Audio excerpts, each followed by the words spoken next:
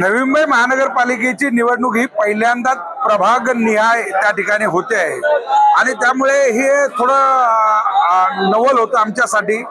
सगळे लोक इथं मोठ्या संख्येने उपस्थित होते।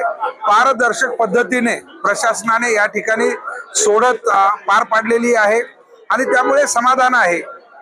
कुठल्याही प्रकारे ह्या रिझर्वेशनचा याच्यावर फार मोठा असा परिणाम होत नाही। त्यामुळे प्रत्येक जो इच्छुक उमेदवार आहे तो त्या ठिकाणी खुश आहे। त्याला कुठेही आपल्याला अशा प्रकारे नाराजी नाहीये। आपण पाहतोय की नवी मुंबई महानगरपालिका ही 6वी पंचवार्षिक निवडणूक आहे आणि ही पहिल्यांदाच अशा वॉर्ड पद्धतीने न होता प्रभाग निहाय होते आणि प्रभाग निहाय झाल्यानंतर 2 महिला 2 पुरुष आहेत।